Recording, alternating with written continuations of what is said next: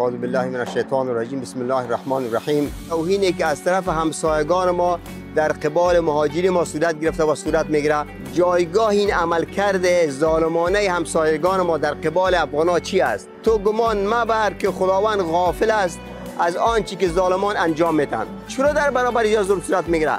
چرا ناروا صورت میگیره؟ مسلمان بالای برادر مسلمان رو ظلم نمیکنه، او رو به دشمن تسلیم نمیکنه، ایرا خوار ذلیل نمیسازه. نبت شراب بکله شدید. گرفت خداوند سخت است، عذاب خداوند سخت است. حامیان این برنامه از سوی محصولات نازو صرافی عزیزی برای شما پیشکش می گردد.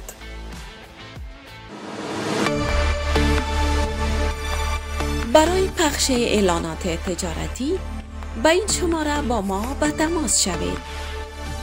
+1 905 418 207.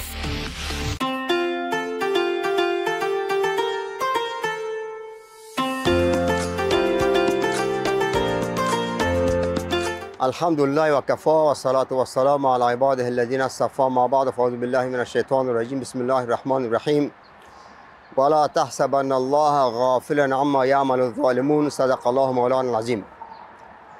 بینندگان نهایت گرامی و علاقه‌مندان برنامه راه روشنایی، السلام علیکم و رحمت الله و برکاته. بازم شما را به یکی از برنامه‌های راه روشنایی خوش آمدید میگیم. بحث امروز ما کمی متفاوت‌تر از بحث‌های قبلی است. در حقیقت بحث امروز ما دینی سیاسی است، به ارتباط به حادثه هولناک و فاجعه‌ای که متاسفانه امروز ملت مظلوم افغانستان و بخصوص پناهندگانی که در کشورهای همسایه بودن با او مواجه هستند و با او مشکل دست و پنجه نرم میکنند. در حقیقت یک فاجعه و یک سونامی است که بشریتی که اگر احساس و وجدان داشته باشه باید تو تکان بده. در این ارتباط مظالمی که صورت میگیره، تعدی و تجاوز و توهینی که از طرف همسایگان ما در قبال مهاجرین ما صورت گرفته و صورت میگیره، این را به صورت کوتاه خدمتتون به عرض میرسانم. کسانی که مدعیان راه روان حضرت امام حسین و کسانی که خود را منتبی ماه محرم میدانند و ماه محرم را از جمله مقدسات مذهبی خود میدانند، یا کاری انجام میدن که در مخالفت با اهداف امام حسین و در مخالفت با معنا و مفهوم ماه محرم قرار داره. شما شاهد هستید بینندگان نهایت گرامی که در این اواخر نه تنها که کشور ایران، کشور پاکستان و در یک روز کشور تاجیکستان به حیث نمایندگان، به حیث همسایگان مسلمان و نزدیک و همسرحد ما تلاش دارند که افغانای ما را از وطن خودشان اخراج بکنند و به شیوه بسیار ظالمانه ای که همگی در یک صحرای پر از گرد و خاک و گرمی و حرارت یار رها میکنن، بدون آذوقه، بدون لباس، بدون طعام، بدون نوشابه و آب و حتی مال و ثروت دارایی که در اون کشور روز زحمت کشیدن، کار کردن، تلاش کردن، او را هم از جا میگیرن و یارا به دست خالی به وطنشان باز میگردانند. در ارتباط دو موضوع خدمتتان دوستان عزیز به صورت کوتاه و فشرده به عرض میرسانیم. بحث اول است که جایگاه این عملکرد ظالمانه همسایگان ما در قبال افغان‌ها چی است؟ شریعت چه راهکارهایی را و چه پیامدهایی را به یا پیش بینی کرده و یا را چطور گوشزد میکنه و هشدار میده به این عملکردشان. گپ دوم، مسئولیت ما افغان‌ها، سیاسی و سیاسون و غیر سیاسون، تجار پیشگان ما، نخبگان ما، سیاسون ما، دانشمندان ما، مسئولیت یا در قبال مردم بیچاره و کسانی که از کشورهای همسایه اخراج میشن، مسئولیت ما در این قبال چیست؟ اولی که در ارتباط مظالمی که صورت میگیره از طرف همسایگان ما بالای مهاجرین و بالای افغان‌ها و هموطنان ما، در این ارتباط آیاتی خدمتتون تلاوت کردم، به صراحت خداوند هشدار میدهد او انسانایی را که یا ظلم میکنن به دیگران و یا را مورد شکنجه، توهین و تحقیر قرار میدن. خداوند میفرماد که ولا تحسبن الله غافلا عما یعمل الظالمون. تو گمان مبر که خداوند غافل است از آنچه که ظالمان انجام میدن. خداوند در برابر ظلم ظالمان غفلت نداره، بی‌پروا نیست و بی‌توجه نیست. خداوند تمام حرکات و این شکنجه و اذیت و تحقیر و توهین یارا ثبت میکنه و در برابرش به یا مجازات میده، یا در این دنیا یا در اون دنیا. و در مباحث قبلی هم گفتیم یکی از مواردی که در این دنیا هم خداوند به این گناه و به این ظلم جزا میده و او را عذاب میده و همان ظلم است که صورت میگیره. اگر کسی ظلم میکنه در این دنیا هم خداوند برش عذاب میده و در اون دنیا هم خداوند مورد عذاب قرار میده. پس خداوند غافل نیست از عملکرد شما همسایگان و شما کسانی که مدعیان اسلام و کسانی که خود را هم فکر هم زبان و هم مذهب ما تلقی میکنیم. دومی که کسانی که اگر احیانا در این ظلم شریک هستند و در این فجایع راضی هستند و خوشحالی میکنند، چه افغان باشه چه غیر افغان باشه، چه مسلمان باشه چه غیر مسلمان، یا هم مورد عذاب خداوند قرار میگیرند. یعنی کسانی که یا تلویحاً یا صراحتاً و یا اینکه در داخل ایران و پاکستان و تاجیکستان و یا اینکه در بیرون به این وضعیت و به این ظلم و تعدی از یا خوشحالی میکنند، خداوند در ارتباط از هم آیت سریع بیان میکنه. خداوند میفرماد که ولا ترکنوا الی الذین ظلموا فتمسکم النار، شما میلان نکنید به کسانی که ظلم میکنن که به شما هم آتش دوزخ میرسه. کسانی که همکاری میکنن، خوشحالی میکنن، معاونت میکنن در اخراج مهاجرین به صورت ظالمانه، خداوند یار هم مورد عذاب خود قرار میده. و چیز دیگری که حدیث پیغمبر خدا در این ارتباط هم صراحت داره است که در حدیث متعدد پیغمبر خدا ظلم را نفی میکنه و مسلمانان را تشویق میکنه که از رحمت، شفقت، مهربانی در برابر هم نوان خود استفاده بکنند. پیغمبر خدا میفرماد که اتقوا الظلم، شما از ظلم و ستم پرهیز بکنید، فان الظلم ظلمات یوم القیامه، ظلم کردن، ستم کردن این سبب تاریکی ها در روز قیامت میشه. هر انسانی که اگر ظلم میکنه بالای هم نو خود و بدون موجب او مورد اذیت قرار میده، خداوند متعال بری در روز آخرت در برابر ظلمش به تاریکی هایی را مواجه میکنه که در اون تاریکی ها هر قدر دست پا بزنه روشنی را نمیبینه. خداوند متعال در تاریکی دوزخ شامل داخل میگردانه. و همچنان حدیث دیگر پیغمبر خدا صلی الله علیه و آله میفرماد که اتق دعوت المظلوم، شما از دعای انسان های مظلوم بترسید، فانه لیس بینه و بین الله حجاب، در بین دعای انسان مظلوم و در بین خداوند پرده ای نیست. مستقیم دعایی که میکنه انسان مظلوم به خداوند دعا میرسه و مورد اجابت خداوند قرار میگیره. خداوند دعای مظلوم قبول میکنه. مردم افغانستان و مهاجرینی که امروز یا به صورت ظالمانه و وحشیانه اخراج میشن به وطنشان یا مظلومین هستند که این باید داشته باشه دوستان ایرانی ما، پاکستانی و تاجیکستانی که یا در برابر ظلم خود در این دنیا و در دنیا هم مستحق عذاب میشن و یا نتایجش میبینن.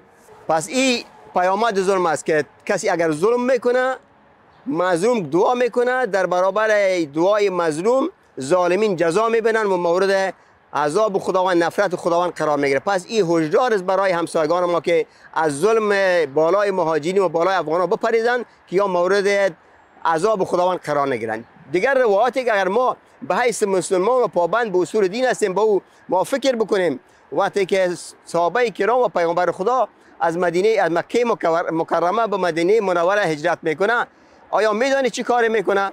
اولین کاری که پیغمبر خدا انجام میده عقد برادری را بسته میکنه در بین مهاجرین و در بین انصار. یعنی به این معنی که یارا با هم برادر معرفی میکنه، یارا در بینشان مالهایشان را تقسیم میکنه، همه آماده میشن که به حیث یک برادر در کنار هم زندگی بکنن، زندگی مسالمت آمیز و با افتخار از مهاجرین استقبال صورت میگیره در مدینه منوره. پس اگر ما امتیان پیغمبر خدا هستیم و ما خود پیرو سنت پیغمبر میدانیم، چرا در برابر مهاجرینی که روی شرایط روزگار به کشور ما یا به کشور شما مهاجرت کردن این مورد ظلم قرار میدیم و مورد تجاوز و حتی مورد باجگیری ها قرار میدیم، پول از ایران میگیری، ثروت یارو میگیری و حتی غریبی و مزدوری کردن یا پول معاش و چی از یارو برشون حقشان نمیدی. این از جمله ظلم است که بالای مهاجرین ما صورت میگیره. موضوع دیگری که قابل بحث است که ماها کسانی که خود را پیروان و امتیان حضرت محمد مصطفی صلی الله علیه وسلم قلمداد میکنیم و حساب میکنیم، در سیرتش دیگه ای بود که وقتی که مظالمی که از طرف مشرکین مکه بالای صحابه کرام پیامبر خدا در مکه صورت گرفت، حضرت پیامبر خدا صحابه کرام را امر کرد به 2 مرتبه، 2 بار، که در بار اول در حدود 15 تن از صحابه کرام رفتن به طرف حبشه و بار دوم در حدود 83 تن از صحابه کرام به حبشه رفتن هجرت کردند، در حالی که پادشاه حبشه به نام نجاشی مسلمان نبود. نظر به عدالتی که داشت و پیامبر خدا خواست که یا در عدالت حبشه یا در عدالت نجاشی پادشاه حبشه برن مسئول باشن. ولی ما که به حیث مسلمان، به حیث افغان و همسایه در کشورهای همسایه مسلمان وقتی که یا هجرت میکنه، چرا در برابر یا ظلم صورت میگیره، چرا ناروا صورت میگیره؟ پس این موضوعات معنی اینه میده که متاسفانه ما در ظاهر موضوعات اسلامی مذهبی رو مطرح میکنیم، ولی در عمل متاسفانه از اون ما بیخبر هستیم یا با هم عمل نمیکنیم. و حدیث پیغمبر دیگر پیغمبر خدا صلی الله علیه و سلم است که المسلم اخو المسلم، مسلمان برادر مسلمان است که لا یظلمه ولا یسلمه، که این مسلمان بالای برادر مسلمان رو ظلم نمیکنه، او رو به دشمن تسلیم نمیکنه، این را خوار ذلیل نمیسازه و این را در مشکلش رسیدگی میکنه. و در تعقیب پیامبر خدا میفرماید که من کان فی حاجت اخیه کان الله فی حاجته، اگر یک مسلمان در رفع حاجت برادر مسلمانش کمک کنه، خداوند مشکلات حاجت رو رفع میکنه. پس این موارد بر ما نشان میده که دوستان گرامی، کسانی که در ایران و پاکستان و تاجیکستان شهروند است و در اوجه حکم روایی داره، لطفاً موارد دینی، موارد اجتماعی و موارد همسایگی در نظر بگیرید که در این شرایط خراب بالای افغانای ما ظلم بیشتر صورت نگیره. دوستان گرامی، بعد از وقفه کوتاه دوباره به خدمت خواهیم بود. صرافی مطمئن برای ارسال پول به افغانستان. دیگر نگران ارسال پول به خانواده و دوستانتان در افغانستان نباشید. فرستادن پول از کانادا به افغانستان و سایر نقاط جهان در کمتر از چند ساعت پول را به کابل، هرات، مزار و تمام شهرهای افغانستان بفرستید. شعبه جدید صرافی عزیزی در میسیساگا. صرافی عزیزی. با صرافی عزیزی اعتماد و سرعت را تجربه کنید.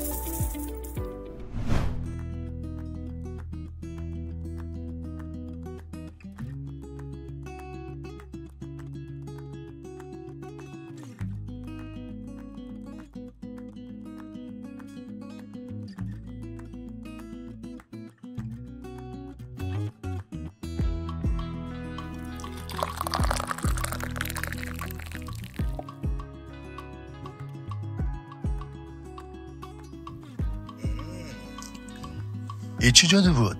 جادو نیست، چای نازو است. چای نازو؟ بله. واقعا خوش‌طعم. نوش جان. چای نازو انتخاب همه. چای نازو و محصولات نازو را از فروشگاه‌های افغانی و ایرانی به دست آورده می‌توانید. همایون دانشیار هستم، در مسیر برملا ساختن حقایق روز از کابل تا کانادا. این بار با شما هستیم در برنامه بدون سانسور از تلویزیون جهانی موج. بدون سانسور، حرفایی که از حاشیه عبور می کند و به واسطه روایت می شود. بدون سانسور پنجشنبه ها ساعت 2 بعد از ظهر از موج. موج همراه همیشگی. گپکست پنجشنبه شب ساعت 7. موج خنده جمعه شب ساعت 8. گزارش هفته سه‌شنبه شب ساعت 6. شادمانی با یاران جمعه شب ساعت 9. بدون سانسور پنجشنبه شب ساعت 6. راه روشنایی جمعه شب ساعت 6. یک روز با کارکر پنجشنبه شب ساعت 9. برنامه وطندار جمعه شب ساعت 7. بازی و تقدیر پنجشنبه شب ساعت 8. موج همراه همیشگی. تلویزیون موج را از تورنتوی کانادا تا جرمنی، از جرمنی تا فرانسه، از فرانسه تا دبی، از دبی تا ایتالیا، از ایتالیا تا استرالیا، از استرالیا تا افغانستان، در افغانستان از قندهار گرفته تا جلال آباد، جلال آباد گرفته تا مزار، مزار گرفته تا هند، تا هرات، از هرات گرفته تا نیمروز، از نیمروز گرفته تا وردک. تلویزیون موج را تماشا کنید. بینندگان عزیز، از این پس می توانید برنامه‌های تلویزیون موج را در سراسر جهان از طریق ماهواره ترکمن عالم با مشخصات زیر دریافت نمایید.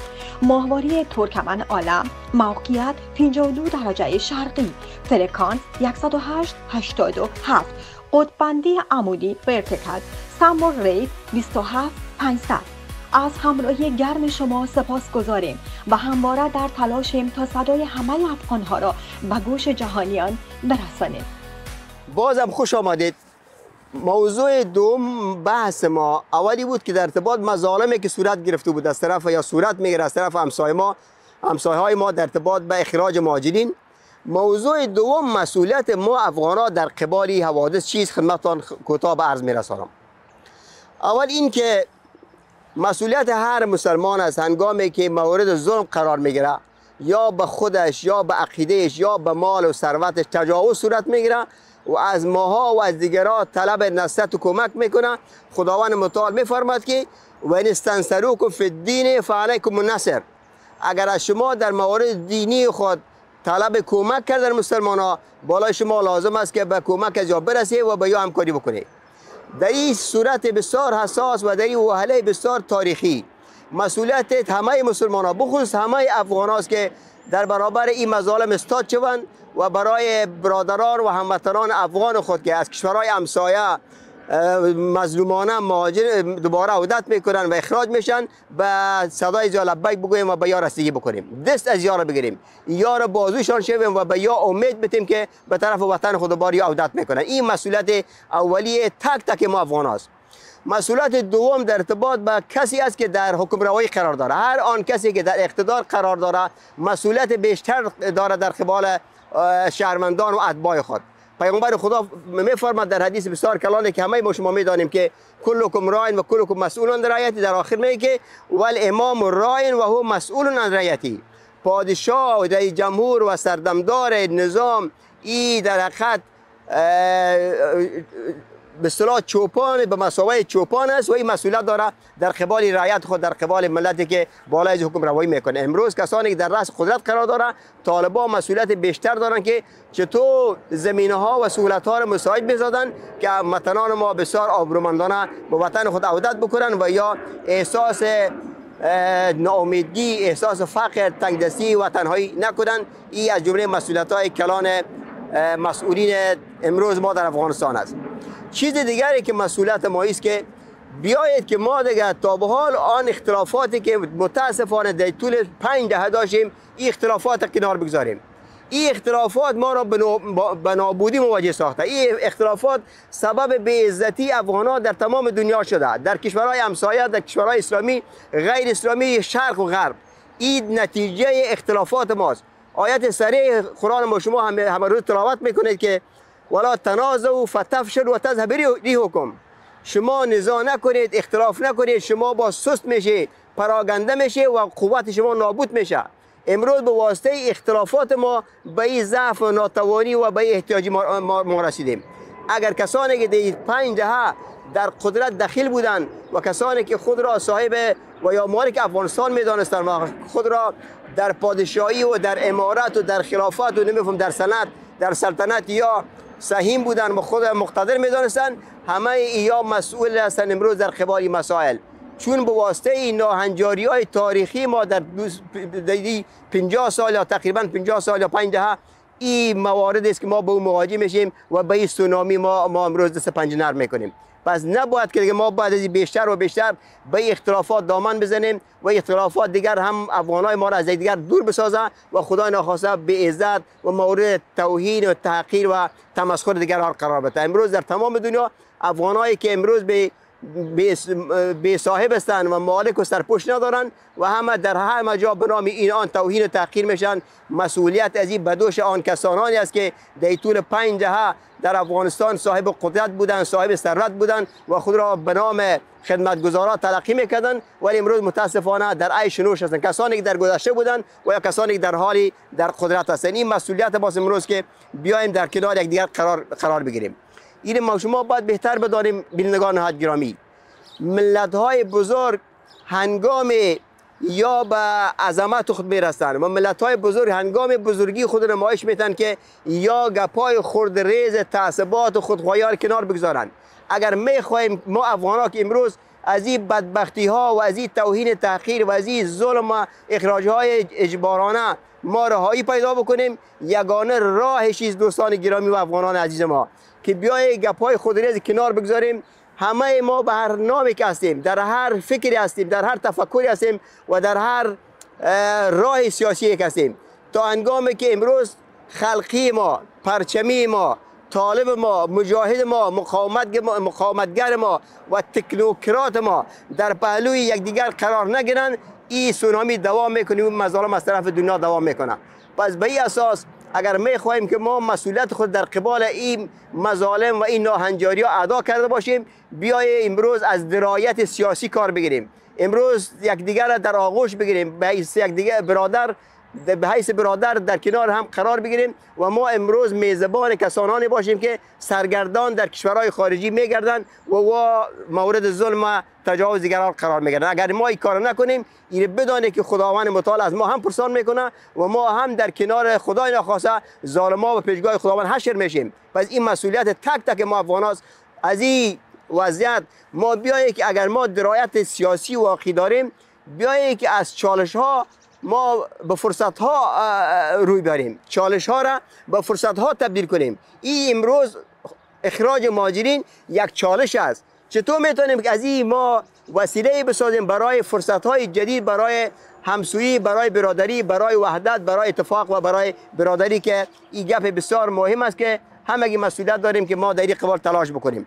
و چیز دیگری که مهم است و گپ آخرم دوستا، او پیام بر کسانی است که تجار پیشگان هستند، مردمای خیر هستند و حتی کسانی که در این چند دهه در سیاست بودند و ثروت اندوزی کردند، پولهای ملت را گرفتند و یا میگیرند یا در جیبای خود انداختند یا در بانک‌های داخلی و خارجی یا در بلند منزل‌های داخل و خارج سرمایه‌گذاری کردند. امروز مسئولیت ایمانی و وجدانی و ملی از است که در کنار مهاجرین و برادران مهاجر خود قرار بگیرند، پول خود در راه آسایش و کمک و همدردی به مهاجرین بیچاره به مصرف برسانند تا باشد که از او عذاب در برابر پولای ناروا اگر احیانا در آخرت یا میبینند به او کمی و کاسی صورت بگیره.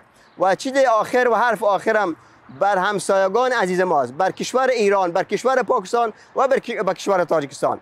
مثل که در اول آیت را تلاوت کردیم، ولا تحسبن الله غافلا ما یعمل الظالمون، در آخر برتان میگم که نبت ربک شدید، گرفت خداوند سخت است، عذاب خداوند سخت است. اگر مردم را مورد ظلم قرار میدی و مورد اذیت قرار میدی و یا به ناموسشان، به مالشان، به عزتشان، به خودشان، به طفلشان، به دخترشان رحم نمیکنه، خداوند سخت از پیششان پرسان میکنه، هم در این دنیا مورد بازخواست و عذاب خدا قرار میگیره و هم در دنیا. پس دوستای مبحث کوتاهی را خدمتتان به خاطر از اینکه ما یک ادای مسئولیت کرده باشیم، تمام افغان‌ها در پاریس که کسانی در قدرت هستند و کسانی که تجارت و ثروت زندگی دارند، کسانی که زبان دارند، کسانی که رسانه دارند، کسانی که قلم دارند، بیایید که همه ما یک صدا شیم، ادای مسئولیت بکنیم. امروز تلویزیون موج هم این مناسب دید به حیث از اینکه ادای مسئولیت بکنه، یک پیام واضح داشته باشه، هم بر همسایه ها، هم بر کسانی که در داخل هستند و کسانی که خود را افغان میدانند، که از این وضعیت ما بیایید که خود نجات بدهیم و در کنار یکدیگر باشیم تا مهاجرین ما نه تنها از ایران، پاکستان، تاجیکستان، از تمام کشورها دوباره برند به افغانستان و صاحب وطن و صاحب خاک خود شوند. خداوند توفیق عمل نصیب بکنه. سبحان ربک رب العزة عما یصفون و سلام علی المرسلین و الحمد لله رب العالمین. حامیان این برنامه سوی محصولات نازو صرافی عزیزی برای شما پیشکش گردید.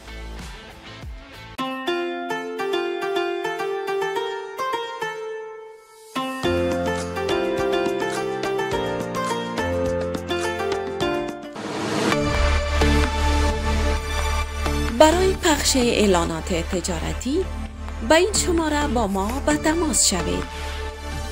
+1 905 418 207.